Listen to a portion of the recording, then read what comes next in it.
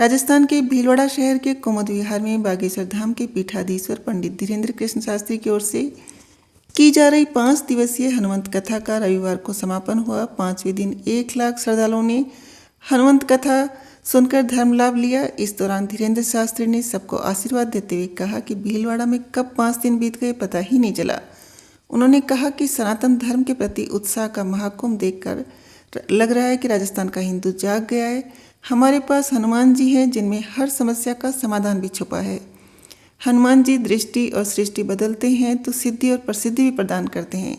कथा के दौरान विभीषण और भगवान राम का मिलाप देखकर बागेश्वर धाम पीठाधीश्वर धीरेन्द्र कृष्ण शास्त्री मंच पर भावुक हो गए। उन्होंने भक्तों की तारीफ करते हुए अपने संघर्ष के दिनों को याद करते हुए कहा, हमने अपने जीवन में कितना कष्ट और संघर्ष झेला है, इसे सिर्फ हम जानते हैं। गरीबों के केवल परमात्मा होते हैं। सरकार के सब नियम भी गरीबों के लिए होते हैं। हम महंगी मिठाई उसे देते हैं जिसे हम सलाम करते हैं, और सस्ती मिठाई उसे देते हैं जो हमें सलाम करता है। दुनिया की इस रुसवाई का कभी भरोसा मत करना।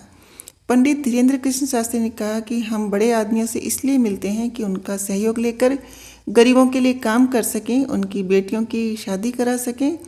हमने जो दुख सहा वह आपको सहना न पड़े, इसलिए आज से सदा के लिए हनुमान जी के चरण पकड़ लेना, फिर वो हमारी तरह तुम्हारी भी जिंदगी बना देंगे। इस जीवन में गम बहुत है, लेकिन इसका खुलासा मत होने देना। मुस्कुरा देना पर परिवार का तमाशा मत होने देना। उन्होंने बताया कि 12 नवंबर को बागेश्वर धाम पहुंचना है, क्योंकि देवउठनी एकादशी को सन्यासी बाबा का दिवस है। इसी दिन गुरु कृपा प्राप्त होने के 16 साल पूरे हो जाएंगे। उन्होंने हनुमान जी महाराज की महिमा बताते हुए कहा कि जो भाग्य में लिखा है वह तो मिलना ही है, पर जो नहीं लिखा है वह भी हनुमान जी की भक्ति से प्राप्त हो जाता है। जो भी उनकी शरण में जाता है वो निर्भीक होने के साथ सर्व सुख प्राप्त करता है। बागेश्वर धाम सरकार धीरेन्द्र कृष्ण शास्त्री ने भीलवाड़ा में बेटियों को शास्त्र के साथ शस्त्र शिक्षा देने में जुटे दुर्गा शक्ति अखाड़े की सराहना की। उन्होंने कहा कि 12,000 बहनों द्वारा 7 अखाड़े चलाए जा रहे हैं और बेटियां शास्त्र के साथ शस्त्र भी ले रही हैं। माँ बहनों को यह वरदान प्राप्त है कि कोई कुदृष्टि डाले तो वह पहचान लेती हैं।